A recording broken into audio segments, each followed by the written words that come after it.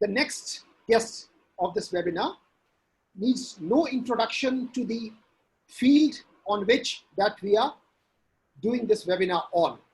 Dr. Anita Kar, rather Professor Anita Kar, has a background in genetics, public health and epidemiology.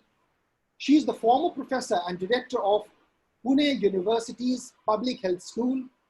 She is currently the founder director of the Birth Defect Center, an organization that researches policy strategies for children born with birth defects and disability. So here we are as our next guest on the webinar, Professor Kar, who has had her professional journey from Calcutta to Paris to Massachusetts and back to Pune. So having this vast global experience in the health sector field, ranging from India to France to US and back to India, I would now leave the forum open to Professor Kar. Please welcome Professor Anita Kar. Professor Kar, over to you. Thank you very much for that kind introduction, and good morning to all the participants of this webinar, all the senior professionals. I'm very honored to be speaking. Thank you, Mr. Haldar, for this kind invitation. And thank you to Professor Sen for getting me into this trouble, as usual, my senior colleague from Pune University, because firstly, I speak after Professor Dr. Kalyan Banerjee. Let me just tell you that it was 1994, during the plague outbreak, that Sir came to the School of Health Sciences. I was just a reader at that time, and that is where he taught me through his observations. He and Dr. N.S. Deodar, another giant in the field of public health and epidemiology, they taught me not to accept the discourse that is, not to accept the narrative that is circulating, but to ask questions, you know. And asking questions, I was told, I learned, is not to disturb anybody, but to open and seek for information that will help our people. Now, with this, let me just share my screen.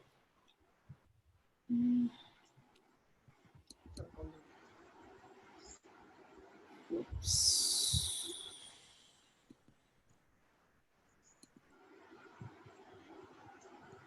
Yeah, we can see your screen.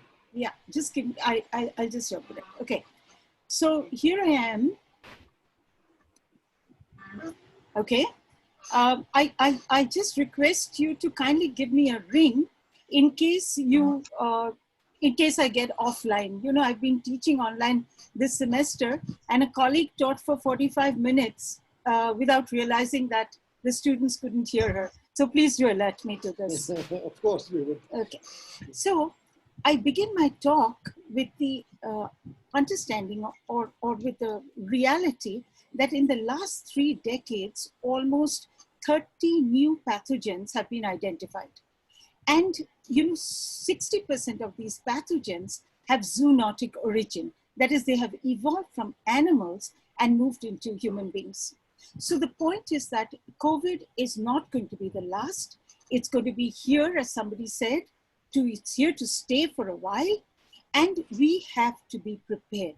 And what I will do is I'm going to meander through this lecture and finally end up with some of the proximal and the distal determinants of pandemic preparedness and response that India has to come across and think about. So again, an apology to all the senior persons in this audience. I'm so happy to see youngsters because I am ultimately a teacher. I begin with the basics, and the basics is to understand the health system in India vis-a-vis the outbreak control activities. So if I begin with this red box, this is our general health services, whose purpose is to keep people healthy, to prevent disease, to treat very minor illnesses, and to take care of endemic diseases and make sure mothers are healthy so that we have children and adults of the future also as healthy citizens.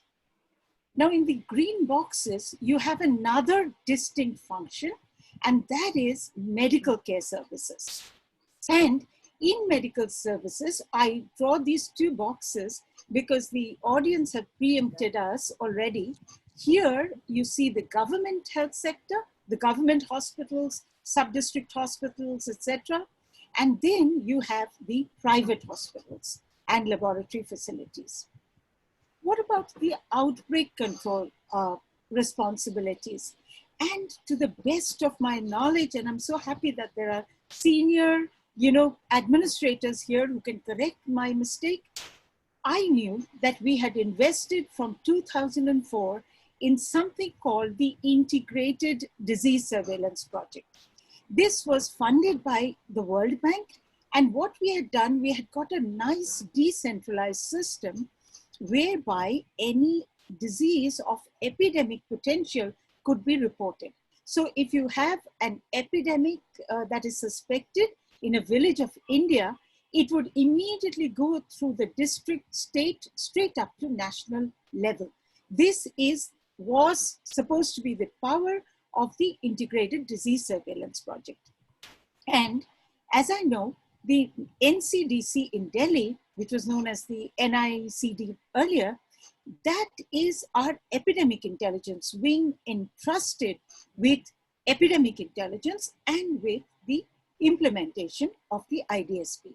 So I leave the slide with the understanding that during the outbreak, or if we go straight to COVID, there are different components that have to work. Again, another basic that about the coronavirus, because we now have to look at the long-term implications. So when we began, when the epidemic began, many public health people, including myself, said, oh, this is nothing to be worried about because majority of the illness, 80%, is mild. And only 5% of people, and that to the elderly, or the ones who are very sick. Not everybody who has diabetes or who has, say, a high blood pressure are going to fall into this group, but that's going to be a limited group of people who are going to fall sick. Now, this is the initial list of symptoms, but as the data grew, as more and more hospital-based clinical data were analyzed, we found that there were more sort of, the disease was not that simple as just a common cough and cold.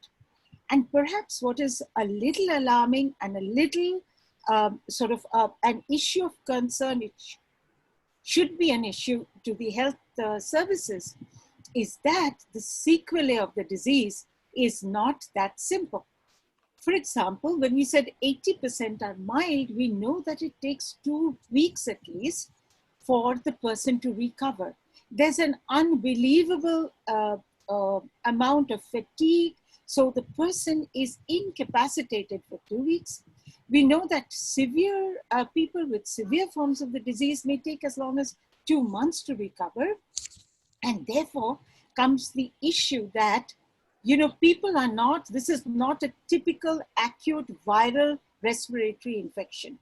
The sequelae, the consequences of the disease are going to persist. People are going to be sick, they're going to be at home, and sometimes they may, the condition may increase in severity and people may die.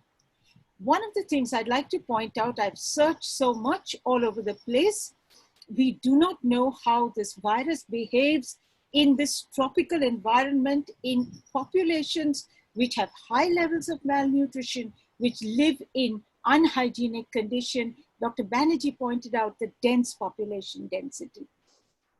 For me, working in the field of child health, my concern is what will happen to our malnourished children, because already from the US, we've heard instances of this inflammatory disease called Kawasaki disease. So let me come to the next thing, that is how, so this is India. This is a snapshot, a little bit of India. So how, as epidemiologists, will we know that the virus is there in the population? So the first way, and I would like you to please look at this picture at the back. There are so many people. How do we know who has the virus? The first is if there is somebody with the disease who's sick, or if there is a death. But again, with this disease, of concern is that anywhere between 17 to 34% of people may be asymptomatic. And these asymptomatic, they don't have disease, they don't have any signs of being unwell, but they can spread the virus. And of even greater concern are pre-symptomatic people, that is 2 to 3 days before people fall ill, when viral shedding is at its highest. Now, remember that those who are diseased and who ultimately die, we look for severe acute respiratory syndrome difficulties in them. Now, this SARI, as it's called, is very similar to other influenza-like illnesses. I mean, pneumonia can happen due to a number of reasons. So the thing to know whether this is just a pneumonia, a complicated pneumonia, or it is caused by the virus, because you remember I'm trying to look as an epidemiologist for the virus in this population. The way that we can do it is through this test, which is called RT-PCR. That is the confirmatory test. But here, since I know we have senior people here, I'd like to, maybe I'll discuss that later, not confuse the audience. So what happens is we have the people who have the virus, we confirm that they have the virus. But beyond that, everybody else is what is called a susceptible. They are immunologically naive. They have never, their immune system has never encountered the virus, and therefore they are at a great risk. Now, how do you know whether a person has encountered the virus or not? This is where antibody testing comes in. And currently we have two different types of tests. One is the point of care tests, which are known as the rapid detection tests, versus the ELISA tests. Now, the problem with this rapid detection test is that, they are not very specific. They're not very, their precision, predictive value is not very good. So they can, so people who don't have exposure to the virus can be detected as a positive, and vice versa. Now with this, I come to something that you already know, but I'm going to make the points regarding the transmission and the Indian response. So we know that on the 30th of December, this cluster of pneumonia cases, the word is cluster, meaning that some virus or some agent was jumping from a person to the next person. So this cluster of pneumonia, and it was of unknown etiology, was reported to the World Health Organization by the 30th of January. And by mid-January, we knew that the genome had been sequenced, and we knew it was a novel agent. It was not something that was already existing. And immediately comes the concern that the entire global community is immune naive. They have never experienced or been exposed to this virus. On 30th, the World Health Organization declared it as a public health emergency of international concern. WHO was dilly-dallying because they could not catch significant human-to-human transmission. And by 11th of March, when it had spread across 22 countries, the World Health Organization declared it a pandemic. So Dr. Banerjee mentioned about airport closures. Actually the Indian government started around the middle of January. They were alert. WHO had alerted countries, but they started by scanning of passengers. But I just described asymptomatics, pre-symptomatics. And since all of us have come through those airport embarkation, everybody just rushes out to be in the front of the queue. It's not a very good way to sort of stop or block the virus. Visa suspension for foreign nationals from China was done on the 5th of February. But by the end of January and the first week of February, we already had 4 cases in Kerala. So when we had these 4 cases, the government of India swung in and the visa suspension was implemented. But you see, what happened is that the international commercial flight ban took place on the 22nd of March. And at that time, we had about 22 countries that were already, virus transmission was ongoing, and we had more than 40,000 cases in Italy. And what happens is that means we had a good 10-week window when the virus could have entered into the country. And that is why I made the statement that there is probably community transmission ongoing in India. Now, as a public health person, when I look at the government of India's response, it is what I would call a textbook perfect implementation of strategies. Not implementation, let's say documentation, or putting down in the form of guidelines. So we now have, here is the data which all of you are aware of. But in terms of all the public health interventions that the government of India implemented, which I'll discuss subsequently, the Oxford University, there is something called a stringency index they've come out with that looks at how governments respond to the outbreak.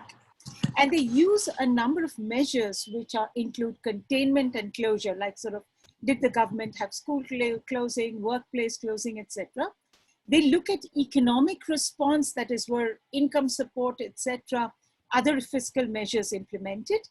And they look at health systems, and I'll just read this out because I'm more closely, my talk is going to follow this. Was there a public information campaign? Was there a testing policy? Was there contact tracing? Was there emergency investment in healthcare? And was there investment in COVID-19 vaccines? So using this, you find that by middle of March, after our 10-week window, India scored a perfect 100 in its stringency index and was lauded as saying that, the country has the most stringent of all sort of policies that have been implemented. Let me go to the next slide that talks about the difficult choices that must have plagued the policymakers, because it plagued us all, public health professionals. Now, we had one of two choices. One was that of herd immunity, which we just had a question, where you let the virus just run rampage through the population. So what happens is, as the virus infects, there are going to be infected people, there are going to be deaths, there are going to be people falling sick. But what will happen is that we hope that people will develop antibodies, so your susceptibles will decrease, and the people who have recovered and are now, immune protected will increase in the population. So that is herd immunity. Against this was this tough choice of containment and mitigation using non-pharmaceutical interventions. So this involved contact tracing, self-isolation, etc., etc. Everything that we saw, and I'll just touch on in the next few slides. Now the purpose, we call them the non-pharmaceutical interventions because we don't have a vaccine, we don't have a drug. So it is this kind of behavior change and other sorts of social interventions that will flatten the curve. This is what has been used by the media, and it has been used so beautifully. I have found myself going up in smoke in front of television screens. So the purpose of flattening the curve, which is a very difficult epidemiological concept, is that you implement measures so that the disease will keep on spreading, but not at that faster rate. And the purpose of that is that you can stagger the number of patients coming into hospitals. So you will have enough ventilators, you will have enough beds.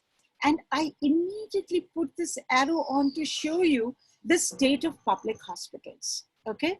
The state of tertiary care facilities in the country. So we had a difficult choice. Governments could not be seen to do nothing if they adopted the herd immunity approach. That would be a terrible political mistake, as we saw in the UK. On the other hand, containment and mitigation, it was the best available choice.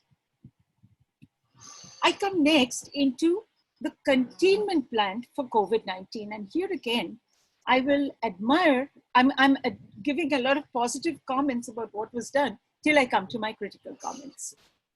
So in terms of the containment plan for COVID-19, we had a rather flexible document, which the government, the Ministry of Health kept adapting as the situation evolved. So I must say that that was quite a sort of a nice, flexible approach to take. So the first thing about the containment plan was extensive contact tracing and active case search. And here I pull this out to show you that, you know, the industrialized countries, if you see here, they had limited tracing activities, right? This was in contrast to what we did in India, where we said that we are going to pick up every single person. First 3 weeks, it was all with travel history, and then subsequently contacts, then community cases, and we are going to trace every single contact, and we are going to basically catch and contain, and in this way, stop the spread of the virus. As Dr. Banerjee mentioned, as all of us from our common sense and from our common sort of reasoning can identify that this strategy will fail right from the beginning. And here we have instances. This is something that I took from the so-called famous Bhilwara model of Rajasthan, where one doctor unknowingly infected patients across Bhilwara town and then across district. And you saw the consequence on the health system as the entire staff of the public health system had to be diverted to contact tracing. One of the things that I'm also going to mention again in another slide is public communication. Now, what we did was we told people, what we did not do is we did not take people as partners. We told them what is to be done. And we went into measures, and this is something that, you know, Maharashtra Health Services was quite proud of, where we stamped people saying that they are in health quarantine because we did not believe that they would remain quarantined, because we believed that they would be running about and spreading the virus, which is what happened. And here you see a no of public health is when you get law enforcement agencies to come in and trace people. The consequence is that the disease gets horribly stigmatized, the disease gets underground. So your whole purpose of contact tracing, identifying active cases absolutely is ruined. So I go on to the next one, and that is a really, you know, difficult challenge that the health services had to face. But again, there is a but. So let me just go to this slide. Somebody also mentioned Iran. And I think that the closest comparison that we have to India is Iran. And we are currently writing up a paper, a comparative paper on, you know, what lessons can we learn when we look at Iran's responses and India's responses. So if you look at it, Iran has tests 7.3 people per 1,000, and India tests 1.2 people per 1,000. And I think we last learned that ICMR has tested nearly 20 lakh people.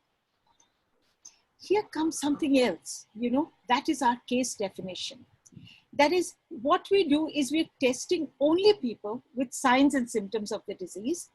We're testing people who may be contacts, but essentially what is very frustrating to people like me and my colleagues is there is a big black box.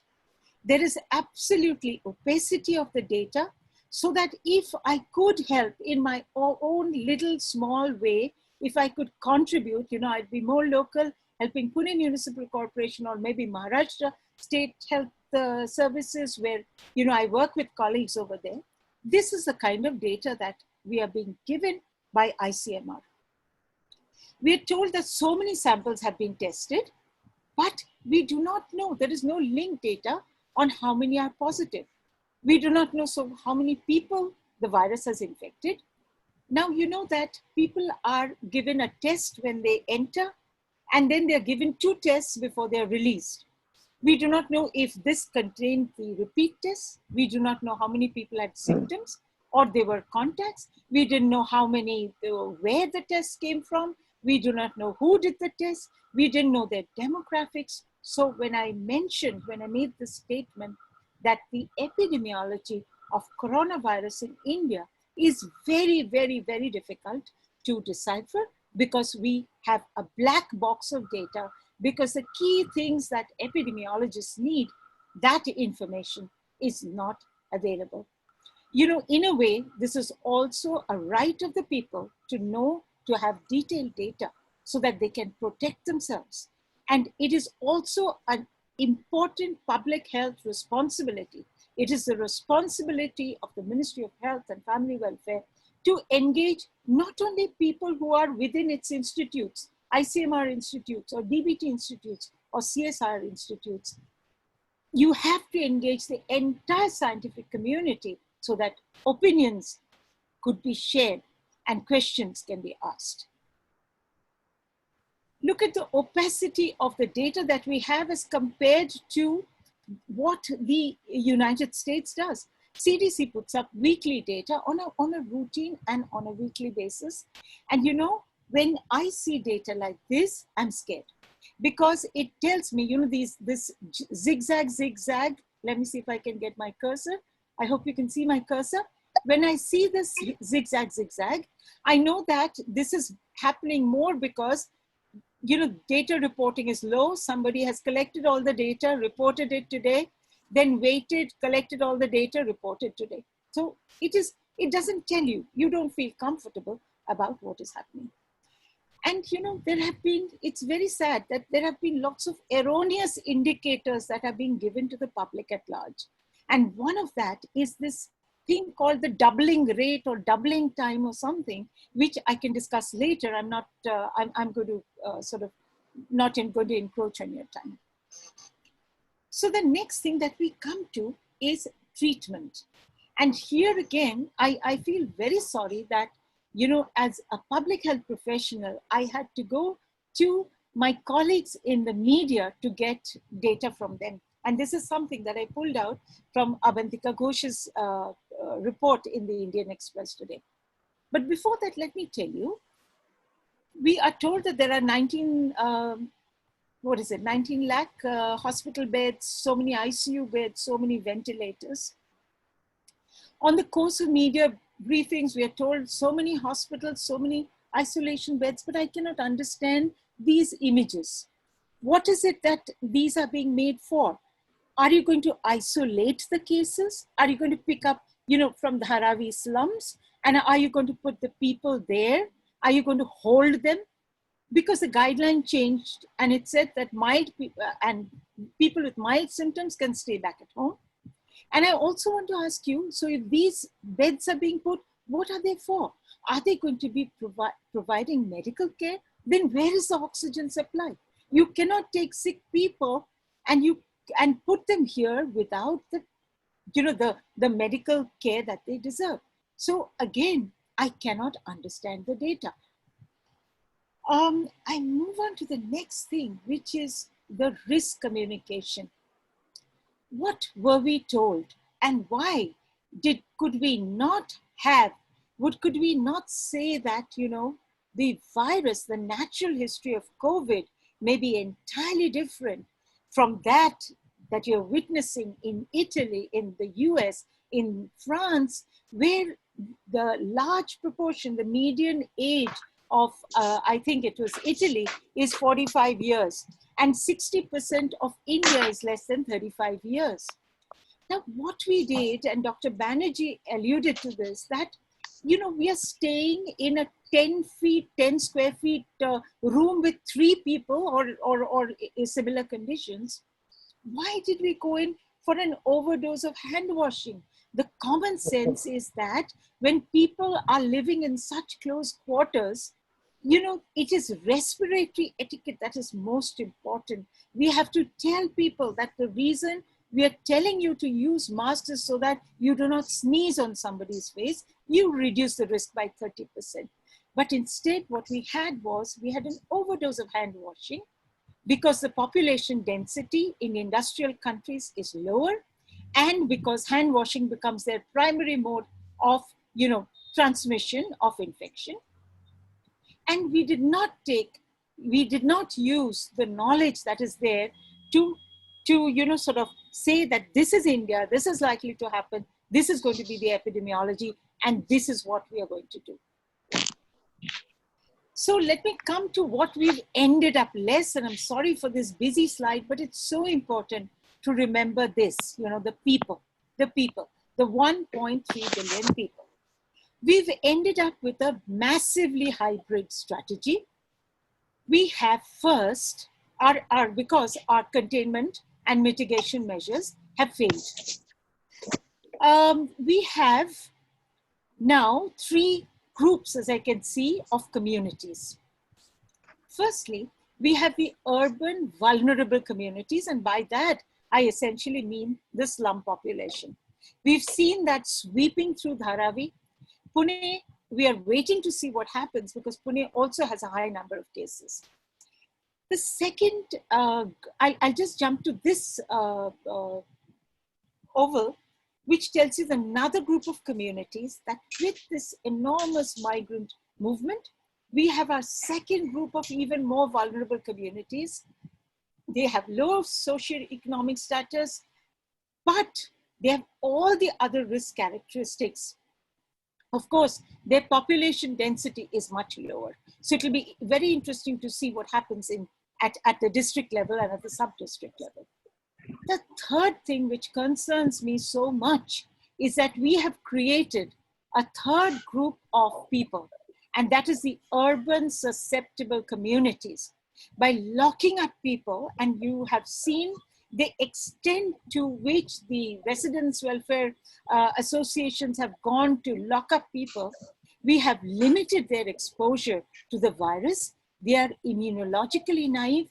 And as soon as the lockdown is lifted, my suspicion is that there is going to be an explosive increase in cases.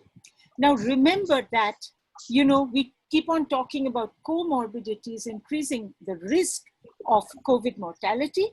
You remember that this middle class and upper middle class group is the one where our non-communicable diseases are clustered. And therefore, we can expect mortality to also increase. So just common sense prediction is once the lockdown is lifted, we are going to see an explosion like Iran has done, and my student is there. So the government panicked and again reintroduced the lockdown. So, but we do not know what is going to happen in the future. Okay, so my last bit of slides is that I'm going to touch on a little bit that is within a little bit of my expertise on thinking ahead about preparedness and resilience. And what I've done is I've put 2 groups of causes, one which I term the proximal causes, and the other which I call the distal or the underlying causes. So if I go to the proximal causes, the first thing we can ask ourselves, and this is what, if you see the WHO strategic guideline, the WHO says the first thing is that we must have an emergency control room. And all of us, many of us, are asking questions about the leadership, about the coordination, and about the planning that's taking place there. So here goes that the first thing about the leadership is that, public health is what tracks the virus in the population. It tells you how the virus is spreading and what to do. In this particular outbreak, I think we've had a predominance of medical and bureaucratic leadership. So the clinicians, and can I just point this out once more, a clinician treats an individual with disease. A public health looks at the disease in the population. So we've had very minimum public health role in this, in the leadership. The second thing I ask about, where is IDSP in the whole COVID outbreak? You know, we have invested in this. This is the World Bank investment. There is public taxpayers investment. The IDSP was very much involved in the H1N1 2009 outbreak. They were responsible for contact tracing. They were responsible for contact tracing. They were responsible for, you know, tracing and isolation. And what we find is that they were absolutely missing. So I go to the next thing because I think I have overshot my time a little bit. Are things that I've touched on, that is professionals as partners and data transparency. So let me go again. I think I'll go back to this slide, which looks at why are we in this situation. And I think the first thing here is that we lack a public health cadre. We had no public health leadership to address the COVID outbreak. You know, like you have an IPS cadre, like you have an IS cadre, we must have a public health cadre. Their voice must be heard, because you will not know what is happening to the virus in the population, especially now that it's going into the districts, unless you have this role. And I think the second point is that this lack of a public health cadre is not only because of clinical dominance, but because lack of understanding of exactly what public health is. And that goes into a non-imaginative public health teaching and training program, especially in the medical systems. I'll just jump here and touch on what I think many people will talk about, and that is about the weak health system and the issue of privatization. And here is in my second last slide is that we need to reimagine the health system. The first thing, we need a very strong public stewardship. In the public health sector, we need to be absolutely clear that we have three functions. We have public health function, which engages with communities. As you saw, that unless people do social distancing, we have no vaccine, we have no drug. People are going to get sick and come in. So that is what is called public health responsibilities, apart from epidemiology, that is tracking the disease, versus the medical wing of the public health system, where the doctors just treat. And then comes a third and very critical role, which is administration. Because as all of us who've been to primary health centers, we know that the medical officer who's not trained in accounts and, you know, his medical curriculum never taught him to fill in forms, he's busy doing that. So we need to reimagine, we need to have a coordinated health system with these three functions. And I thank the audience, the member of the audience who talked about the private sector. It is a shame that we have still not, the Clinical Establishment Act has not been accepted by all state governments as yet. So here is where the public stewardship has to come in. We did see a bit of that during the COVID outbreak, when not only were private hospitals and laboratories roped in, but the government of India put its foot down and drew a line about how much they could charge. So this is the kind of public stewardship which we want expanded and we want spread so that we have a functional health system. I know, Mr. Haldar, I have not addressed all the components that you were looking for, but I've tried to touch on some of the thoughts that plagued me during this outbreak. And I thank you from the Birth Defects Center. This is our work is to build knowledge, raise awareness about birth defects and developmental disabilities, and advocate for affected children and their caregivers. Unfortunately, they have all been forgotten because of this COVID outbreak, which tells us why we should really, really put our hats together and think. And I thank you for organizing this webinar. Thank you. Prof.Anita Kar, you can't imagine how happy and delighted all of us are to listening to your detailed and explanatory and interesting and fruitful talk. And I'm not just speaking for the sake of it, I have a proof of it. So before I come to the questions, Professor Kar, I have to share an observation of one of the guests who would be joining us tomorrow, Mr. Chaudhary. And I quote him, a fantastic talk. Really enjoyed listening to Professor Kar. Thank you.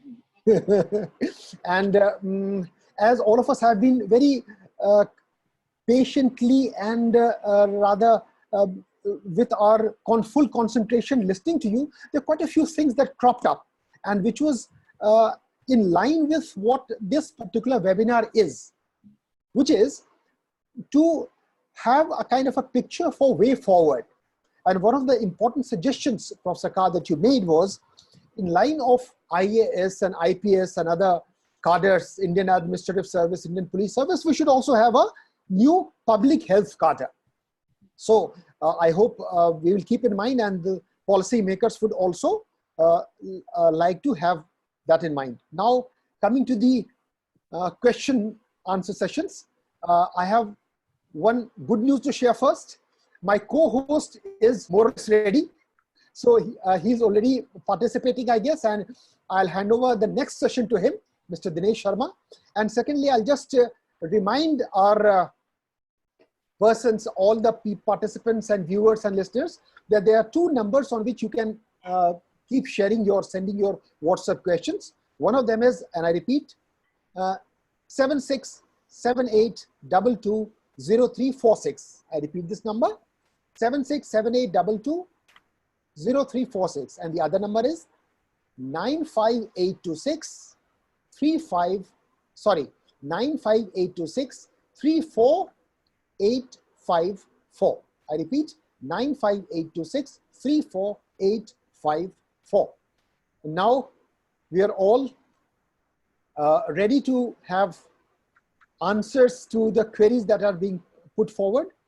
I would first of all go back to this transition that happened between Dr. Kalyan Banerjee to Professor Anita Kar. And Professor Kar's observation was responded to by Dr. Kalyan Banerjee.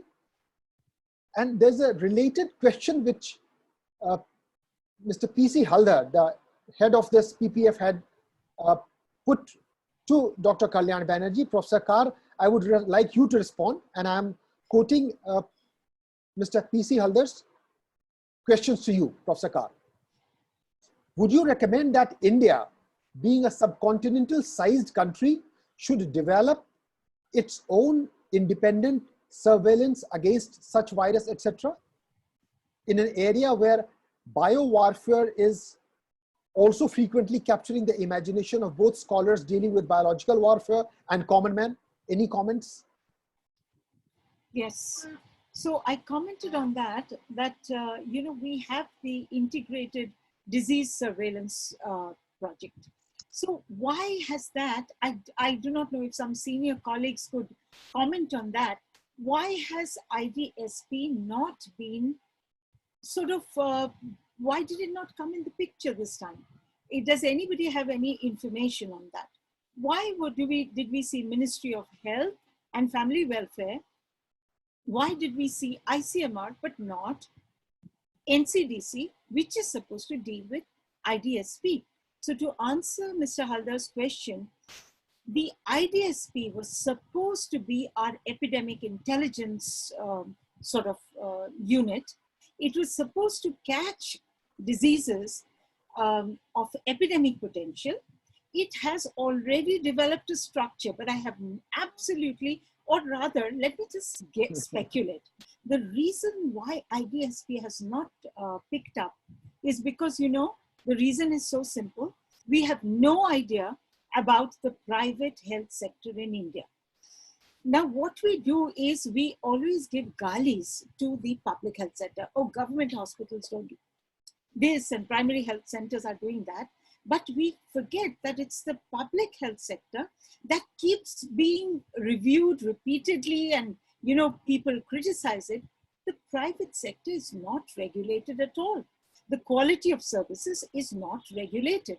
Now, because we even don't have a common database of how many private hospitals, how many small clinics that we have, IDSP just picks up data from government hospitals and a few private hospitals.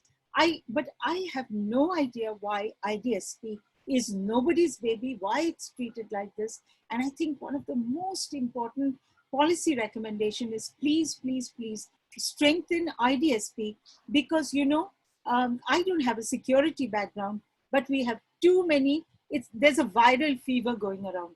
What virus? We don't know, but we definitely need a surveillance system. Yeah, so related to it, you talked about the microscope being aimed at only the public health services, not at the private health services. There's a related query from Manika Malhotra. In post-COVID era, she speculates, feasibility of telemedicine and mobile hospitals or any other flexible concept has the capability of supplementing healthcare infrastructure. Would you agree, Professor Kar? I agree to an extent. You know, I mean, if I'll have to think in two ways. The one is like we sitting at home and contacting the best of the private hospitals. Yes, it's very feasible. We're already doing it. We're also transferring the consultation fees via internet banking, etc. But I'm also thinking about my young, you know, in Maharashtra, our medical officers are now people with a BAMS background, you know, with a traditional medicine background. So when he's sitting there and he doesn't know what to do, I think telemedicine has a tremendous capability. And that is something that has to be researched very systematically, taking the most, I don't know what is the English word for unglorious, or whatever is the word, you understand what I mean, situations and settings, and trying to see how we can get telemedicine to help.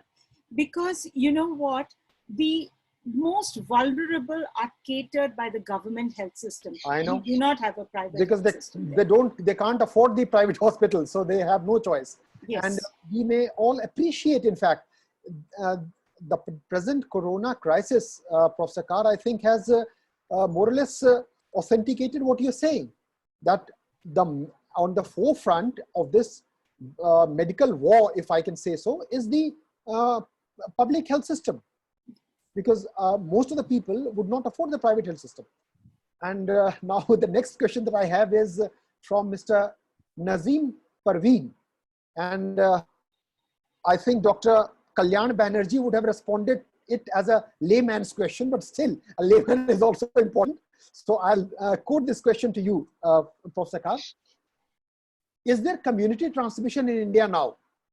Nazim asks. If so, what measures should be taken to control it? Okay, so my answer is that I don't know.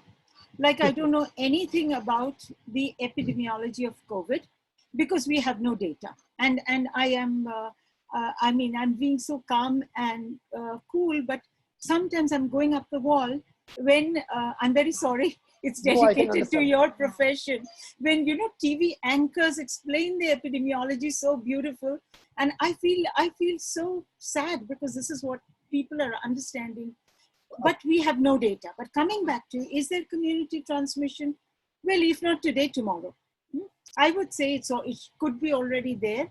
But, you know, there is another thing we had, you know, the IDSP, which I go back again, had something called an influenza-like illness surveillance. What happened to that data? Where is it? Why do we see nothing of it? Why is it being hidden? Has the Ministry of Health, as I'm asking now as a layman, has the Ministry of Health done something wrong that it needs to hide the data? Why? What is the matter? Or is it to protect themselves from the TV anchors like you? I wish I knew your query, Professor Kar, but let me be thankfully observant about a particular thing, that you've been a bit more kind comparatively to the media and persons like us than Dr. Kalyan Banerjee. So thank you very much on a lighter note, Professor Kar. So now coming to the next question, and I quote straight away, "Dear Madam, do you think the amount of expenditure made by government on healthcare in India is enough is if not enough, how much money, and in bracket he writes, as percentage of GDP, require further by virologists and epidemiologists for the research and equipment procurement in fighting against COVID-19 in present area? Ekoy Jam, a PPF researcher, puts this question to you, Professor Kar. Okay, so I think we should not dissect out COVID, whether it's research or, I mean, research is something else, right? I'm talking more about the public health response. I do not think we should dissect out COVID separately from the functioning of the general health system. If we have 3,000 deaths in India across due to COVID, we probably have 3,000 deaths from tuberculosis occurring every day. There are mothers dying. So what, yes. I think that is what the question was put forward in the background of COVID. Yes. But that would mean only in the general context, in the wider canvas of medical healthcare. Yes. So I would, you know, what the high-level expert group that was headed by Dr. Srinath Reddy, what they recommended was 6% of the GDP. And if you go back and look at to the third 5-year plan, you know, the first, second, third third 5-year plan, if I can recall correctly, as much as 10% of the GDP was invested in developing the health system. That is the amount of effort that we put in, starting from the beautiful blueprint of the Bohr Committee report. So let's please not squander it at this moment. Another thing I will request the eminent discussants of this group to also think about is whether, you know, we can make up our mind about privatization of the public health system. Do we want public health system to be privatized or not? Okay, and another of this learning from your discussion with you, we have learned as an academician, apart from being a TV journalist, I'm also a political scientist. So we were told that first few 5-year plans had overemphasis on industry rather than agriculture, which didn't actually suit India. So now we are trying to move away from it. But at least there's one good point that you pointed out in one of the first few 5-year plans, the 10% investment on medical health centers. So let's hope that the people concerned would listen to it and they would pay heed to it. Meanwhile, another question. You have been so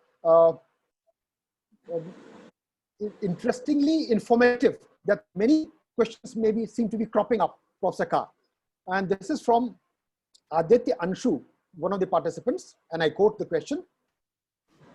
In times of crisis, we are seeing increased divergence among state and center in terms of consultation, policies, as well as financial stimulus. So for effective tackling, how should be the model of cooperative federalism be developed? I know, I mean, it's more or less a social science question, but still, if you could attempt. And the final part is this cooperative federalism, which is often the part of PM's speech in his latest speeches as well. Your comment, please. I think I'll refrain from commenting on this because this goes outside my domain of expertise, and I know some of the eminent people who are here. So I request you to forgive me. I will not, this is not where I'm a public health person, a geneticist, so I'll refrain from commenting. I accept your honesty as well, and we all appreciate that. And meanwhile, as being a journalist myself, I would like to share the latest news related to this to all our participants. The news is just coming in that Maharashtra government extends lockdown, and it is related to cooperative federalism also, because Maharashtra government is doing this without permission from the central government. I mean, it's fair enough. But the news is Maharashtra government extends lockdown in Mumbai, MMR, PMC, Aurangabad, Malegaon, Solapur, lockdown till 31st May. So this is the latest news that's coming up, and I'm sharing it with you. Though Prime Minister has also hinted that it would continue, its modalities will be informed due on time. It is 15th May. We are still a couple of days away from that next lockdown to begin. But this is the latest news. Maharashtra government has already extended in these cases: Mumbai, MMR, PMC, Aurangabad, Malegaon, and Solapur. Now, as we are approaching the time for the second session of the guests. Professor Anita Kar has been very informative, very invigorating. And another good news is that my co-host, Dinesh Sharma, is also online. His internet connections have been sorted out somehow or the other. And so while I thank Professor Kar for this very nice and enlightening session, last 1 hour, कैसे चुटकी में बीत गया पता ही नहीं लगा. Thanks to you, Professor Kar.